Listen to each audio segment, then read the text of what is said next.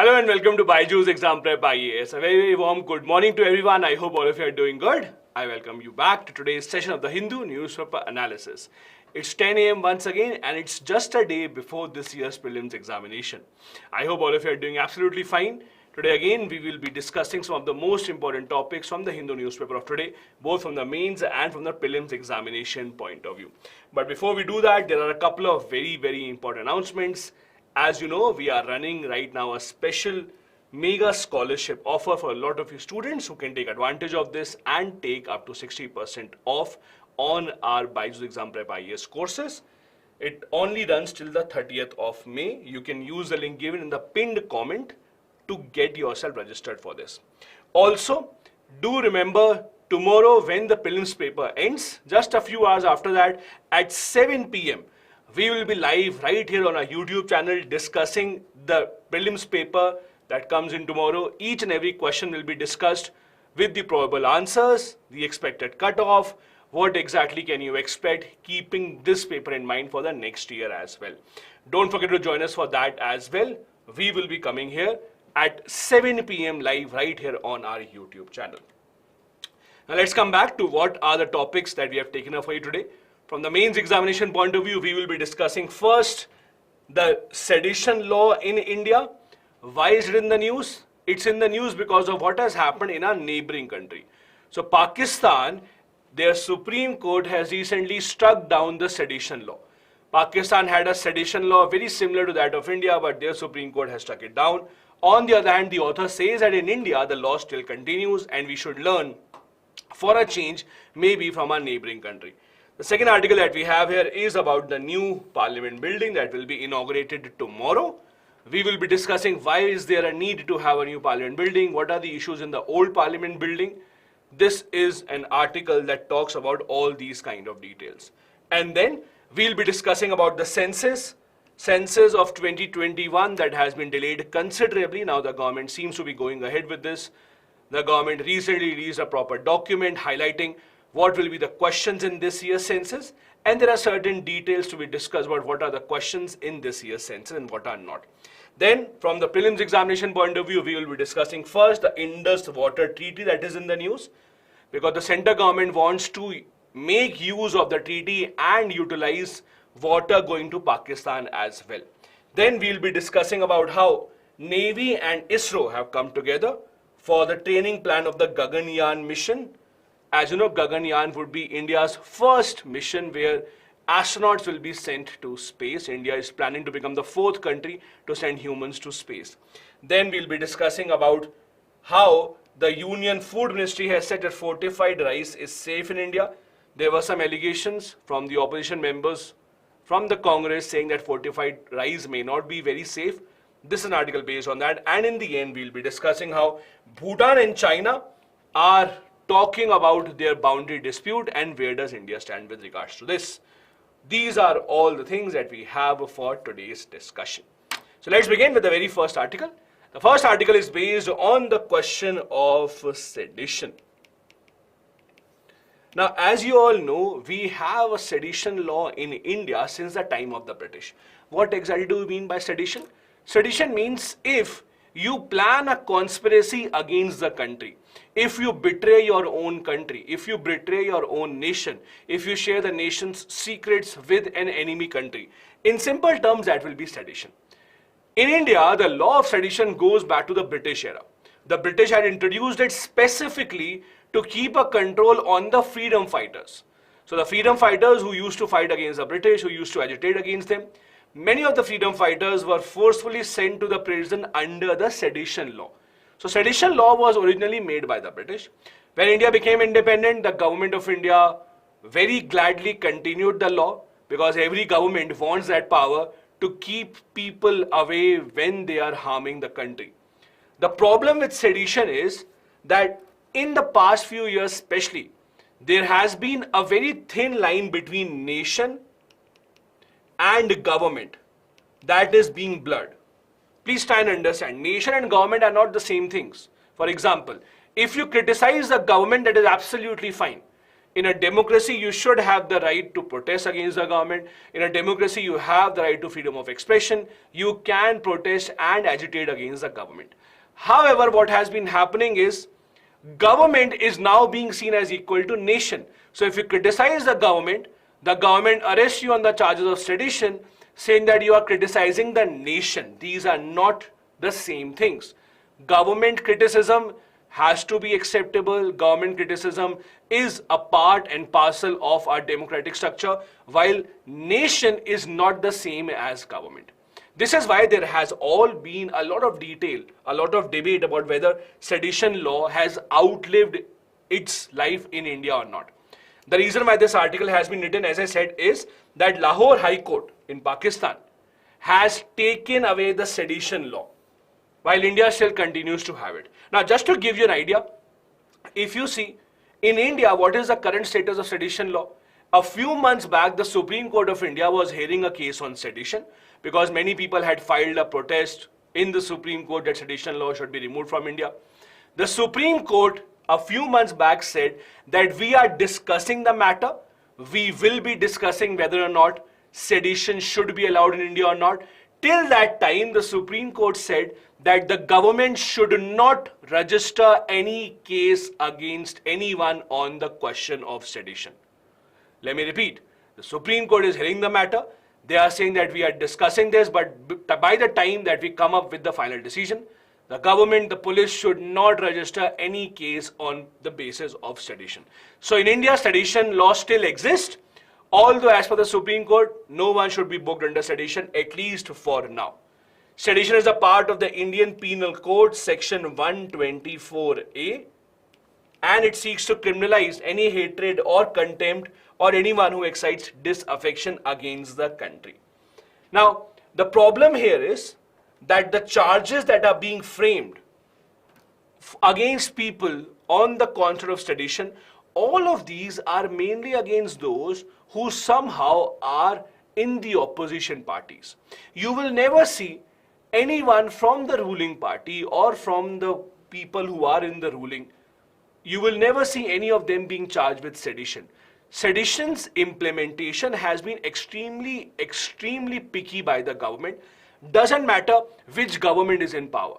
See, we people have very short memories. So we think that if the current government is doing something wrong, it is only this government that has done this. That is not really the case. If you actually see, in the past, almost every political party has misused these kind of laws, and the same is the case with sedition. The current government may be misusing it. The previous governments have also done it. There is no government in India that can say that we have never misused this kind of a law. It has all been done. Now, the logic of sedition, as I said, was introduced by the British mainly to curb those who were fighting against the British rule in India. So it's a part of a colonial legacy. At a time tomorrow when we are ditching the colonial legacy by entering into a new parliament building, maybe it is time to ditch these kind of colonial laws also. Laws that were introduced specifically to keep a check on our freedom fighters. These laws don't deserve to exist now. The Supreme Court also, thankfully, has moved in this direction. Do you remember a few weeks back, we did discuss about the Media One case. You remember this? Media One, a news channel which was banned by the government of India. The government of India said that they are not doing any service to the country. They are spreading lies. The Supreme Court had intervened. Supreme Court had said that no, you cannot just ban a media channel or a news channel just because it is anti-establishment. The Supreme Court had said that just criticizing the government doesn't really mean that you're against the nation. Criticizing the government is a part and parcel of the freedom of expression. So the Supreme Court ensured that national security is not being used as a tool to take away the rights of the citizen.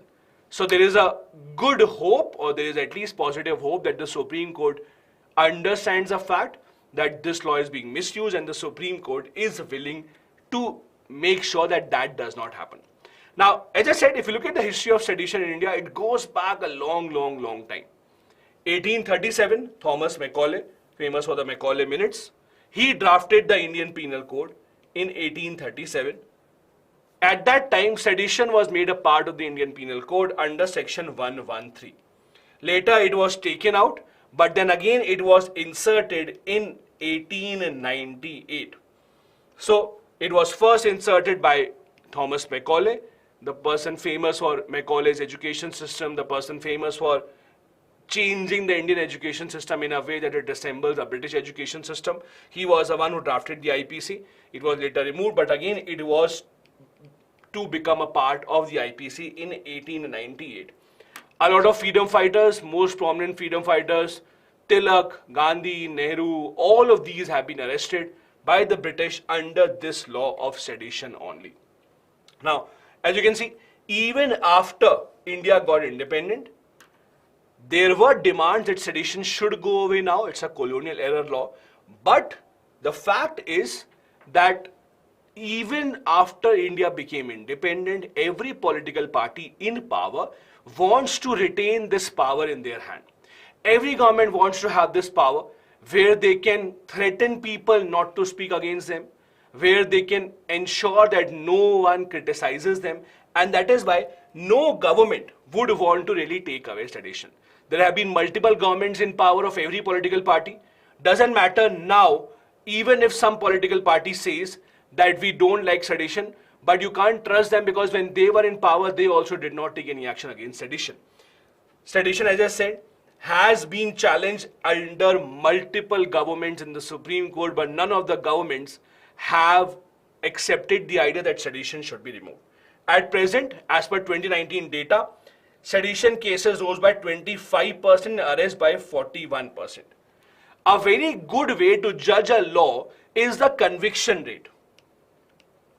Whenever you have to see whether a law is good or not good, you have to look at the conviction rate. Conviction rate means how many percentage of people are being punished or are proven to be guilty as compared to against how many people the case was filed. Conviction rate for sedition is only 3%. Only 3%. So out of 100 people who are charged with sedition, only 3 are held to be guilty, 97 are let off. But for those 97 also, it's a very bad experience. They have to remain in jail. They have to face all this bad press against them, bad reputation gets attached to them. They will not be eligible for any job, etc. after this. So even a 3% conviction rate means that all the other people are being forced by the government not to criticize the government in any way.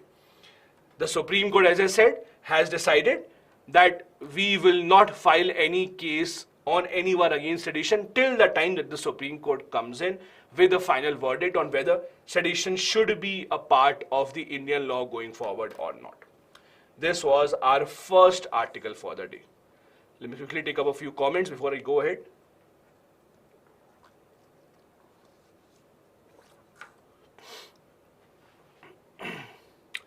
Gaurav is saying, in my opinion, sedition law should be removed because it is against freedom of speech and expression. What do you think? It is against freedom of speech and expression, but the fact is freedom of expression can never be absolute. You will always have to put certain restrictions. Because see, if I have freedom of speech and expression, doesn't really mean that on the basis of that, I will start agitating one community against the other. I can spread fear, I can spread lies just because I have freedom of expression. So there has to be certain control on that. The problem is in the implementation. Who decides what limit is fine, what limit is not fine? The problem with any law whatsoever in India is always with the implementation part. Ashu saying, does sedition form a part of reasonable restriction? Yes, it does form a part of reasonable restriction under Article 19. Then I have a question from Dhacha, where and all can sedition law be applied? So when you are harming the integrity of the country, when you are a part of a conspiracy against the country, when you are maybe, let's say, pushing people to cause violence against each other, all these are parts of sedition. Then I have a question. No, Rohit, no. Sedition and NSA are not the same. Similar but not the same. Mani is saying how sedition is different from UAPA. Sedition is different from UAPA. Sedition basically would be even if you express something, even if you, let's say, make a speech which is against the government, that will also come under sedition. UAPA is mainly if you are indulging in terrorist activities. Doesn't matter if you speak something or if you don't speak something. Shahnawaz is saying, I think we should have a clear definition of sedition. See, the problem here is you would obviously like to have a clear definition of everything. But the problem is clear definitions doesn't mean that it cannot be misused. If a government really wants to misuse a law, you cannot stop the government from doing that. That remains a fact. So misuse of any law will always remain a problem, doesn't matter how clear the definition is. That doesn't really mean that you will take away the law. Mainly the responsibility, the onus in these cases lies on the judiciary, that you have to make sure these cases are dealt with very, very severely and in a very quick manner. Okay, let's go ahead then. The next article that you want to have here is about the new parliament building, and I'm sure all of you have read multiple articles about the new parliament building, how the new parliament building is, why do we need it, what will be the design of the new parliament building, what will be placed inside the parliament building, the debate on inauguration, etc. I'm sure you have read all of those things. So rather than going into that, we will discuss why was there a need for the new parliament building. And this article has been written by the deputy chairperson of Rajya Sabha. So as a deputy chairperson of Rajya Sabha, obviously he knows a thing or two about the parliament. He knows what is the problem with the parliament building. See, the point is that the parliament building that we had right now, it's a pretty old parliament building made by the British. Although since then, we have made multiple changes in the parliament building. There have been multiple retrofitting that has been done, capacity has been increased, new rooms, etc. have been built, new library has been added. But the point is, when you have an old building, you can only make a few changes. You can't really change the entire structure. If the parliament building had a particular limit, it has to be only within that limit that you can make certain changes. For example, do you know that in the new parliament building, there was not even enough scope for the members of parliament? For example, I'm sure in Indian polity, all of you have read that we have frozen the number of seats in the Lok Sabha at the 1971 level. You all know that, right? After 1971, we did not really increase the number of seats. Now, there were multiple reasons for that, but one of the reasons also was, if we increase the number of seats, the old parliament building did not even have a scope for actually having more members. So even if you have more members, the old parliament building would never have been able to accommodate those members. That is one part of the story. The second part of the story is, see, for a member of parliament, for serious members of parliament, I'm not saying everyone, but for serious members of parliament, they require that they want to go to the parliament library, they want to access what is written in the library so that they can make better laws, they can also ensure that they can take better part in the debates, etc. For that, a separate parliament building or separate parliament library was set up. But as the time changes, you have new technology coming in. As the time changes, you want the MPs, members of parliament, to be much more efficient. So for example, now what will happen? Every seat in the member of parliament would have a tablet attached to it. So every seat in the member of parliament would have a tablet attached to it. On that tablet, sitting on their seat, they can access any book in the parliamentary library. Rather than going there in the parliamentary library, accessing it, they can sit there, they can access whatever book that they want. So there are a lot of technology-driven changes that have come up. There are multiple languages now that will be translated instantaneously. So there would be much more efficiency in the working of the parliament. If a member of parliament is speaking in a language where the other people cannot understand, they will be able to interpret that, translate that instantly. All these are changes that have been done. And the point is that the new parliament building was an idea that was under discussion for a long, long time. You can't say, no, this is wastage of money. You can't say that this should not have been done. The fact is, it's not just India. Many countries around the world have updated their parliament building. See, as new technology comes in, as you increase more and more members, obviously you would have to give them more space. You would have to include more and more features. This is what has happened. For example, in 2012, Rajya Sabha had to stop its proceedings because there was a very bad smell coming from the AC ducts. So again, there are many instances that we don't even know about. Do you know? Below the ceiling of the parliament building in both Lok Sabha and Rajya Sabha, this is the ceiling. This is where the members sit. In between that, there is a net. There is a net here. Do you know why? Because from the ceiling, a lot of times, a part of ceiling breaks and it falls down. So that it doesn't fall down the members, there is a net over here. Both in Lok Sabha and Rajya Sabha below the ceiling. So that if some part of the ceiling breaks up, it will not fall on someone's head. So this is not really the safest of the place where the people who are the most important people in the country would sit. I accept that many of you don't have very good regards for our politicians, but even then you would not want your politicians to get hurt like this. So there have been a lot of different problems because of which there was always a requirement for this to be changed. In 2012, the Lok Sabha Speaker approved a high-powered committee to look for an alternate complex. In 2015, again the Lok Sabha Speaker wrote to Minister of Urban Affairs that we need a new parliament building with modern facilities, which is a much better representation of modern India.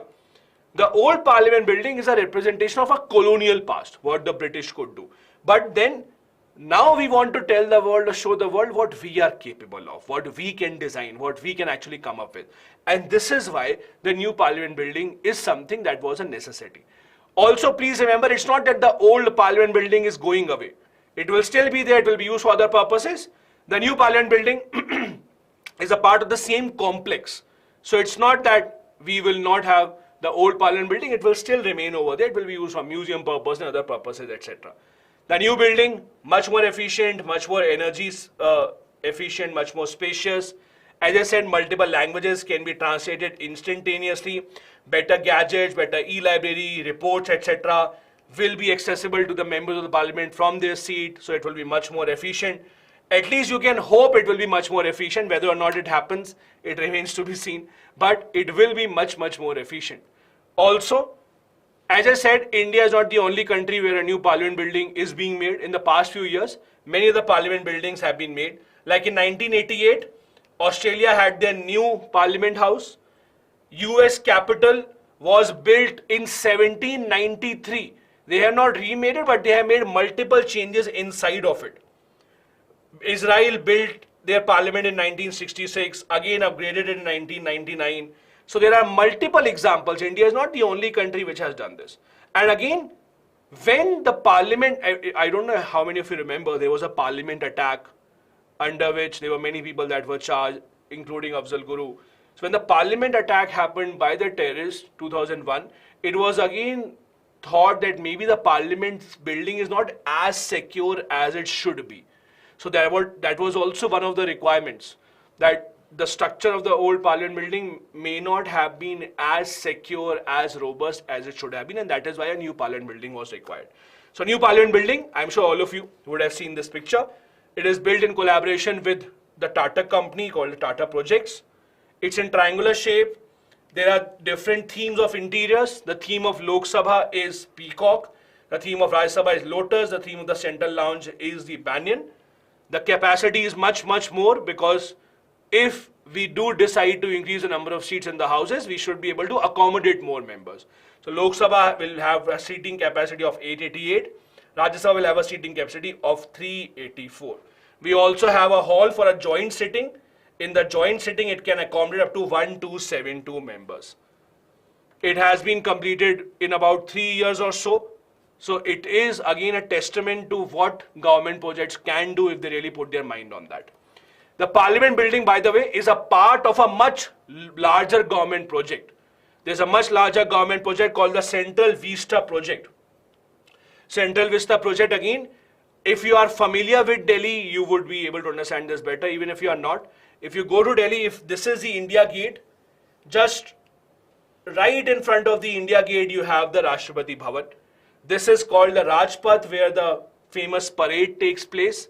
So on the two sides of the Rajpath, or the Kartavya Path, as it was renamed, Rajpath or Kartavya Path, on both the sides, we have the most important government buildings.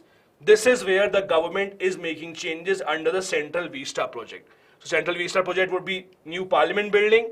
Not just that, there would also be new residences for Prime Minister, Vice President, new building for PMO, etc. All of that is a part of the government Central Vista Project. Right now, Again, if you're familiar with Delhi, you would know. Right now, the Prime Minister house is not in this area. The Prime Minister house is slightly away from this area. I would say 3 to 4 kilometers away from this area. So PM residence also would be built over here somewhere. Right now, it is not in this area. It's actually a Lok Kalyan Marg. It was earlier called the Race Course Road. Now it's called the Lok Kalyan Marg. This is where the Prime Minister residence is right now. So it's slightly far away from here. So to reduce that travel time, etc., it will be built somewhere over here only. That was our second important article for the day. Let me quickly take a few more comments before we move ahead.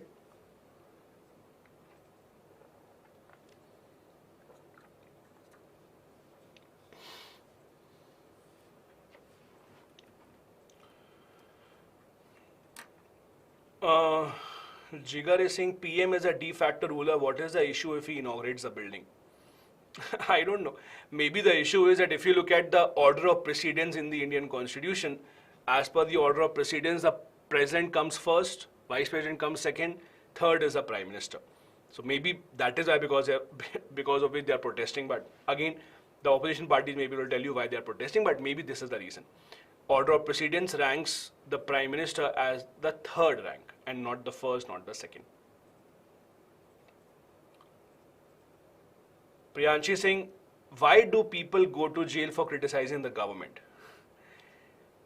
It's because the government, and it depends, it's all the same governments, maybe because the governments want to show that, see, if you criticize us, this will be the punishment, to set an example for others, so that though they don't criticize the government. As simple as that. It's called setting an example. Not saying that it's good, but that is how the governments usually think. Abhishek is saying, my question is, suppose question comes in prelims. Sedition is one of the reasonable restrictions under Article 19. Don't worry, UPSC will not ask you these dubious questions. Stop imagining questions, UPSC will not ask you this. Then,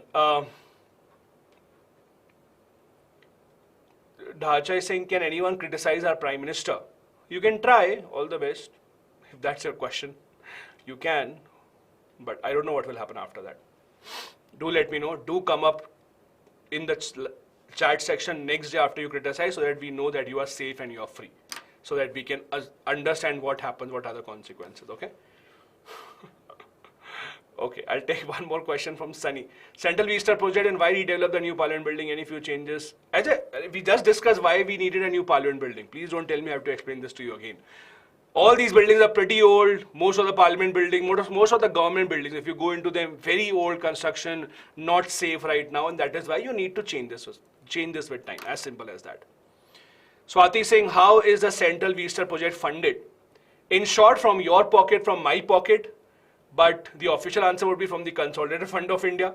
But from where does the money come into Consolidated Fund of India? From your salary, from my salary, from the biscuit that you buy, from the petrol that you buy, from the alcohol that you buy. All of that money comes into the government and the government then spends it. It's our money. Basically, at the end of the day, every money spent by the government is our money. Okay, let's move ahead then. The next article that we have here is based on Census 2021, which has been delayed quite a lot.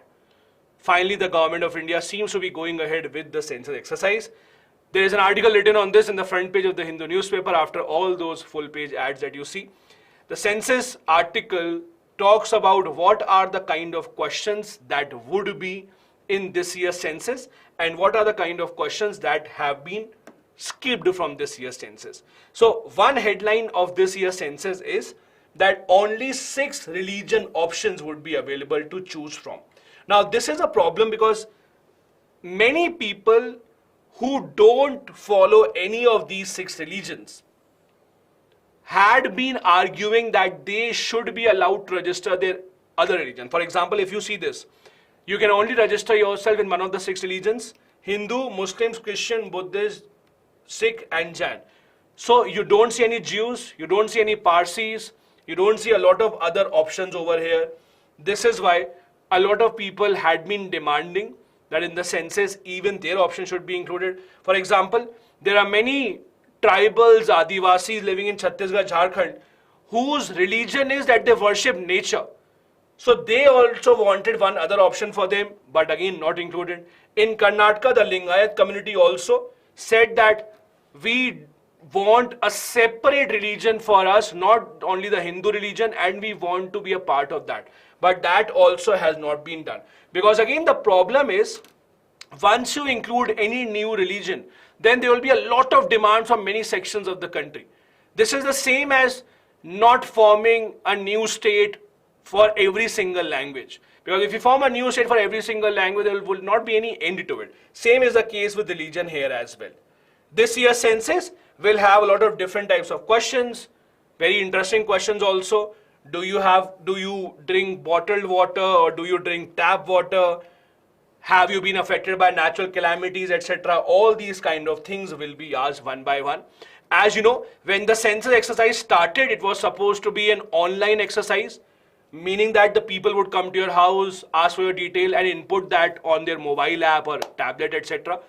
Now it is a mix of the two, because in India, having only digital route may not be suitable. I'll give you an example. Do you remember when the COVID-19 crisis started and then Government of India introduced a vaccination? Do you remember in the beginning, the only way to get registered for the vaccination was to go to the CoWIN portal. Do you remember that? There was a CoWIN portal, you had to upload your detail, you had to book a slot, and there was no other option to book a slot for the vaccines. But then the government realized that in India, still many people don't have smartphones or laptops. And even when they do, many people don't know how to do that. So it was after many months that government changed this and said, okay, you can come just like that without even registering. So in India, we are not at that stage where everything can be just made online and in a digital form. In the census exercise also, the government first started saying it will all be digital, but then there were certain issues. Then the government said, okay, it will be a mix of the two. Now, why is census important? We have discussed this earlier as well. The importance for census is that it gives you official data from the side of the government. Right now, there was so much debate about India becoming the most populous country in the world. But this India becoming the most populous country in the world was a number given by the UN and not by India. Indian government has still not given that number so far, because our official numbers have still not come up. When you don't have official census, the problem is government schemes are not targeted well. You don't know how many people you want to target, what will be the beneficiaries. If there are certain people who don't require a government scheme, there's no update on that. That's a big problem. Now, that is why the practice of counting your population is very, very old. It's not a very new practice. It has been going on at the time. If you look at the Rig Veda also talks to us about certain types of population count that was maintained in that era. After that, the Arthashastra by Kautilya or Chanakya, whatever you want to call him, that also mentions the collection of population statistics in the Mauryan Empire. During the Mughals also, they ensured that they kept a count of the population, because see, at that time, counting population was something very different. At that point of time, they wanted to count their population so that they can be sure if no one from outside is coming into their empire. Because they were very skeptical, if outsiders start coming in, what will be the impact if people start going out. That was the method that they used to keep a track of how many outsiders are coming in, how many people are going out. Now it's more about targeting the government schemes. This was another article about the census. Hopefully the census exercise will resume very soon. There's a document released by the Government of India, by the Home Minister especially, about the census history in India. Hopefully the exercise will start now. Okay, Abhishek is saying, I want to know if the pension to retired government employees and defense veterans is a burden on Indian economy. What about the pension to former MPs and MLAs? Abhishek, if you're expecting me to defend the government, I'm not here to defend the government. Pension to everyone is a burden on the government, as simple as that. So I can stop there. If you're expecting me to tell you why MPs and MLAs, it's not a burden, yes, it's a burden, as simple as that. Not here to defend the government, don't worry. Then Dacha census has been going on since the time of the British. Then I have a question. Parsi region comes under which category? So they have to choose one of these. I am not sure when. Okay, there's a question, in which style parliament has been constructed? I don't know what your question is. Which style are you talking about? So you'll have to tell me.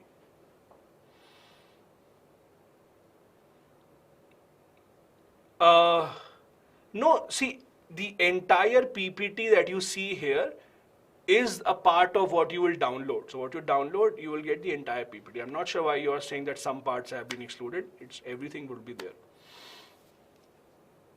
Okay. Then I have a question. The Hindu analysis, yes, I would suggest that this analysis would be enough. Even if you skip the paper after that, that's entirely fine. Don't worry. Akshar, it is the same thing. Zoroastrianism is the name of religion. The people who follow it are called Parsis.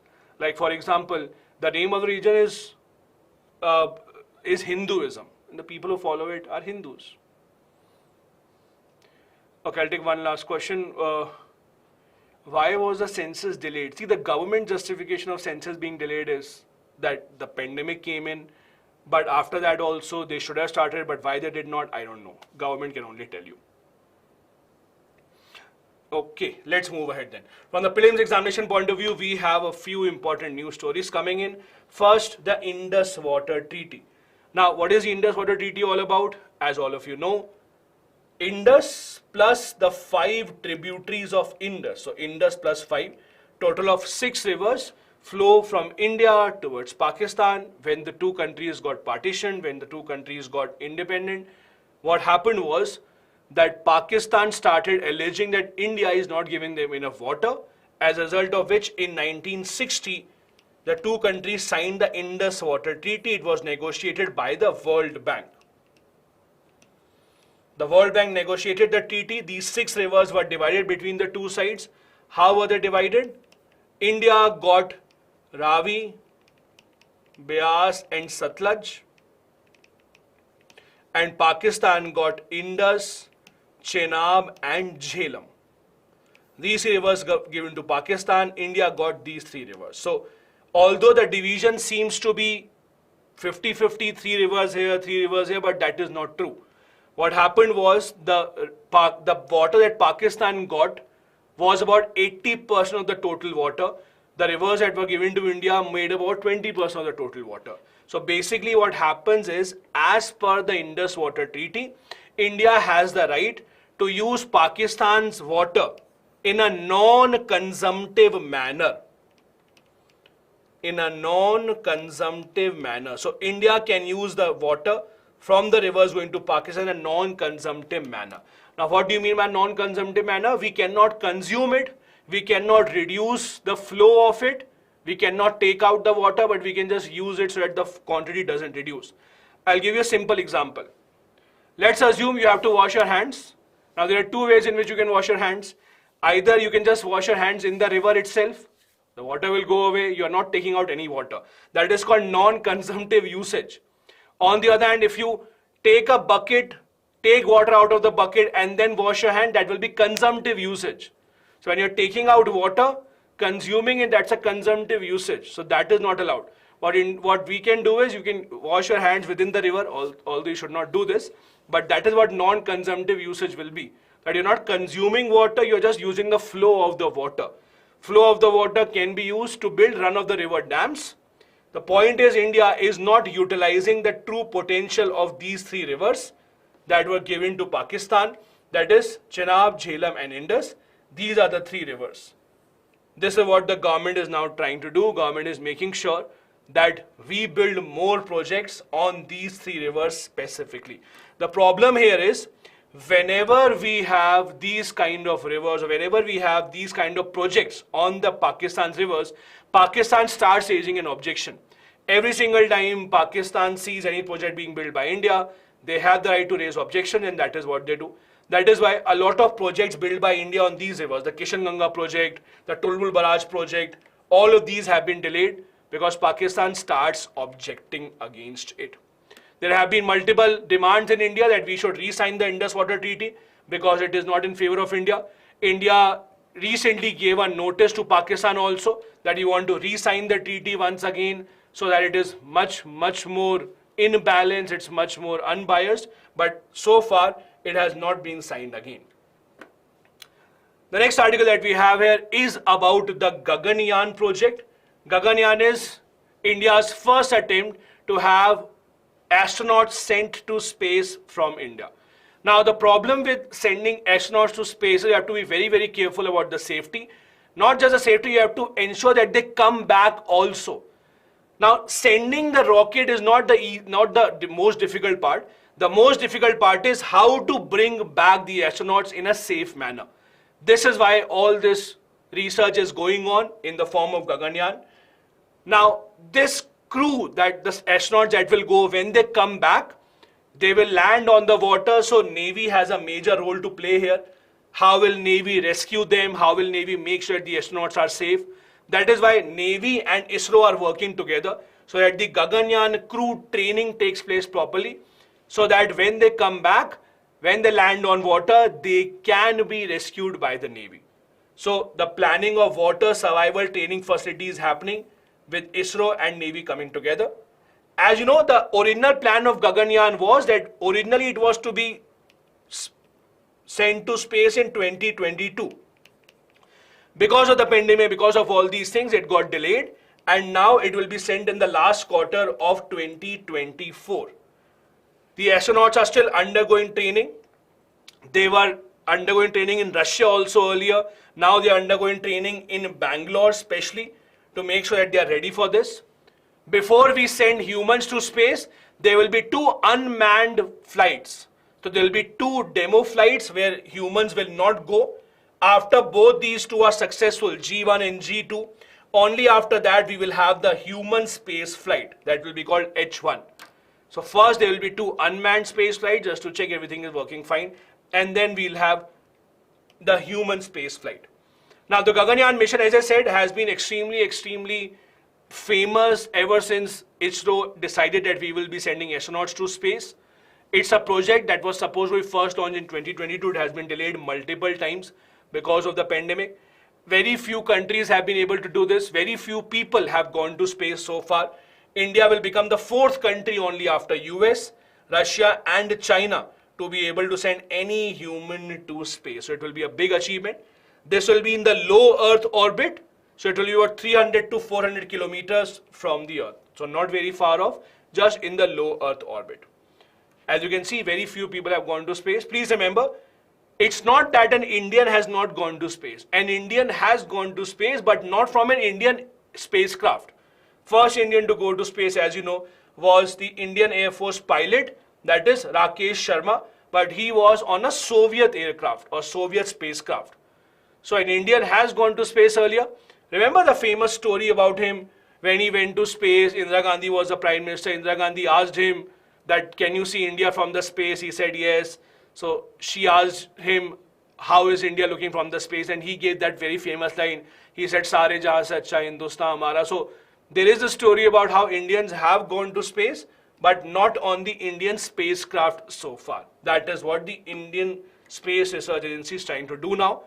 It will not be a very long duration flight. The astronauts will stay in space for 5 to 7 days only, after which they will come back. As I said, the most challenging part will be bringing them back and landing them in the Arabian Sea off the coast of Gujarat. As you know, many of space accidents have happened when the flight is coming back.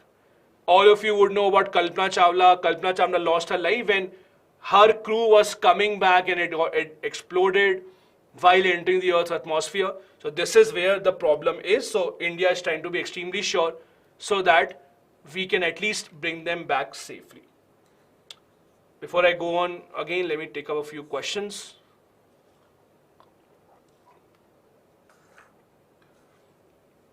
Those who are asking for the download of the PPT, yes, someone has told you as well. Go to a description box, you will see a link and you can download the PPT from there. Those who are asking, there was a question about Sengol. That was a topic that we had discussed yesterday in yesterday's CNA. Please watch yesterday's CNA. We had discussed that topic yesterday also about Sengol, the history of it. All of that thing is discussed yesterday. It was discussed in yesterday's CNA. Please watch that from the YouTube.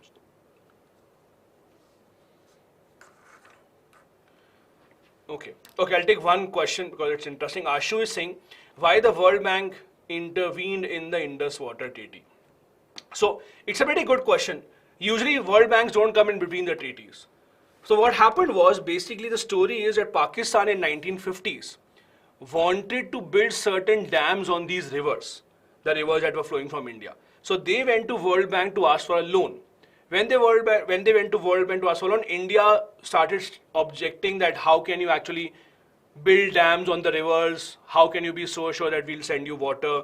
So World Bank at that point of time came in between. They said before we give loan to Pakistan on dams, etc., we will first have a treaty so that you two countries can be very sure who will get water, who will not get water. Indus Water Treaty is an example of an extremely successful treaty. Despite the two countries fighting multiple wars, the treaty has still been in place, and the credit for that goes to India only, because India, being the upper riparian state from where the water flows first, can cut off water, but we have not, despite all these terror attacks, etc. from Pakistan. So the responsibility of that and the credit for that has to go to India only. Anyway, let's come back. The next article that we have here is from the Union Food Ministry. They have said that fortified rice is safe to consume after there were allegations from Congress that maybe fortified rice that is being distributed through the public distribution system is not really safe. Fortified rice, as you know, is a rice that has been artificially increased, or that has artificially increased nutritional value. So if you increase nutritional value of a rice so that people who consume it have a better impact on their body, that will become fortified rice.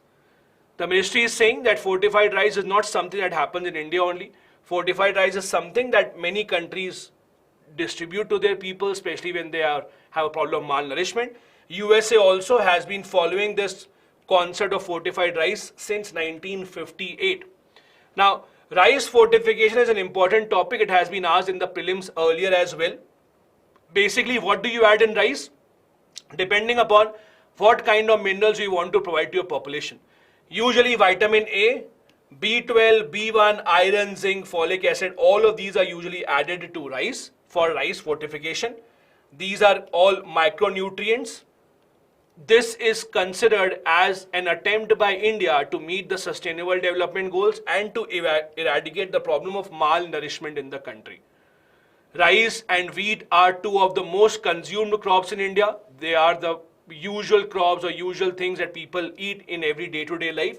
That is why rice is chosen for this kind of an experiment. So after fortification, the rice grains don't really change in structure. They look exactly the same. They can be mixed with polished rice as well, and you don't really have any distinct taste. You would not really be able to differentiate between how the fortified rice is and non-fortified rice is. Also, do remember this, the FSSAI has given exact norms how much nutrients can you add in 1 kg of rice. So it's not that you can randomly add any nutrients.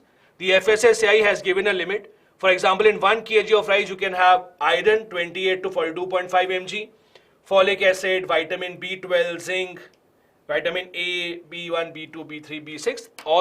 All these limits have been imposed by the FSSAI. So you cannot just randomly put in how much nutrients or whatever nutrients that you want. You will have to adhere to this limit. The government of India has been using their public distribution system under where you get ration at a very low price for those who are below the poverty line. Fortified rice is now being included in that as well. Before I move on to the last article for the day, again, let me see if there are some questions. Kung asking Poshan Abhiyan. Kung Poshan Abhiyan is a part of the government under which the government is trying to provide nutrition to the people. Under Poshan Abhiyan, there are a lot of things: midday meal, Anganwadi, this rice distribution, food security scheme, all this is a part of the Poshan Abhiyan. Then they are distributing under, yeah, okay. What is the target of rice fortification? Target is to have people have better nutrition when they consume rice, as simple as that. When people consume rice, they should have better nutrition in their body so that India's malnutrition problem basically goes away. That is the simple idea. of why fortified rice is being used. Shikha, no, rice is not genetically modified crop. No, no, no. See, genetically modified crop means something that grows in that way. It is being done artificially. It's not genetically modified. That's different. Genetically modified would be something that is grown that way only. It is not growing that way. You are taking normal rice and then you are basically undergoing, or you are taking it through certain stages of processing and you are fortifying it. It's not genetically modified. Very different from that. Rahul is saying any side effect of overdose of ingredients. See, Rahul, the point is every single thing in the world has a side effect if you don't take it in the correct quantity. Even if you drink too much water, even that can also have a side effect. So side effect is something that is common with every single thing. You can't say that something has side effect, something doesn't have side effect. Every single thing, if not taken in a proper quantity, will have a side effect. Every single thing.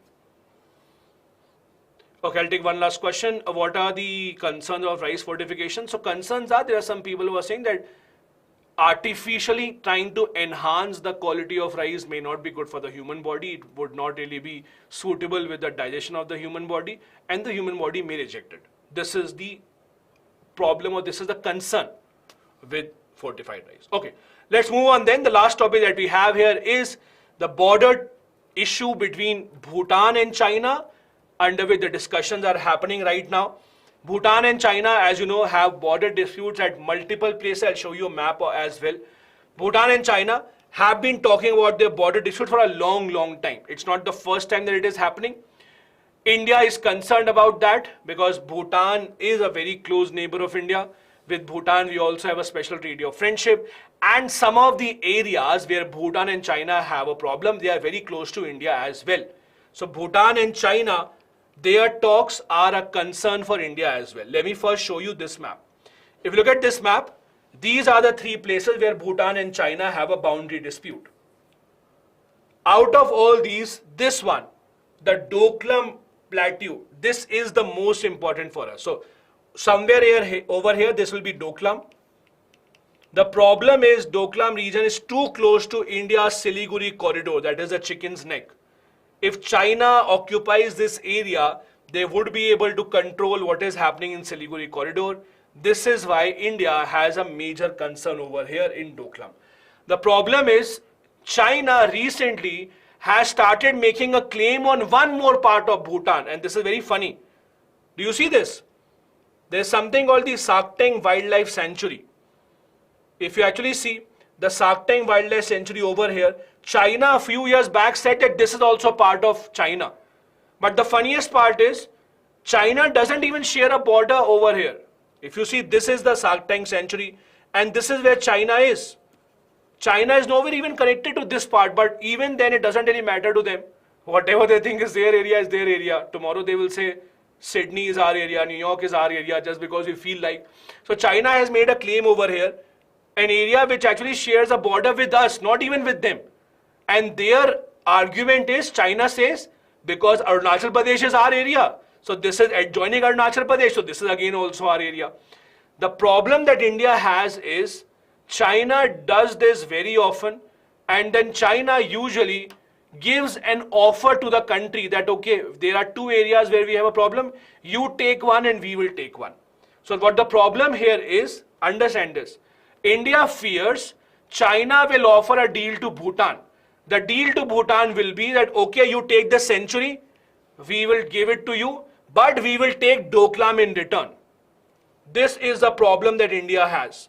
That what if China gives a kind of a deal to Bhutan that, okay, we are removing our claim from this sanctuary, but in return you accept our claim in Doklam.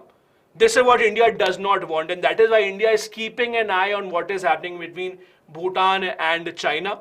The good part is, whatever Bhutan does, whatever kind of negotiations Bhutan has, usually India is kept in the loop, India is informed and told about whatever is happening in between these negotiations.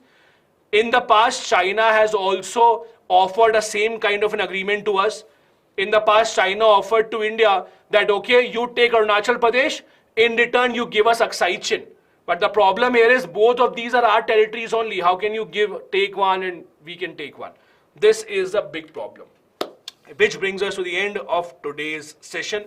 There are a couple of practice questions right here for you, reminding you about a couple of very, very important things. Tomorrow, as India will be inaugurating the new parliament, at the same time, a lot of you might be writing the prelims exam, or your friends might be writing the prelims exam. If you're one of those who are writing the prelims tomorrow, all the very best. I hope you'll do very well. Don't lose your concentration for the first 10 minutes. First 10 minutes are the hardest. It will all settle down and you'll start feeling much, much better after that. Don't forget to join us tomorrow, 7 p.m. live, because we will be discussing the prelims paper. And yes, as Ashu said, don't miss the IPL final tomorrow as well. But we will be here, we will be missing it for you, because we will be discussing the prelims paper tomorrow. Thank you so much for joining in. I'll see you tomorrow. All the very best. Bye-bye. Jai Hind.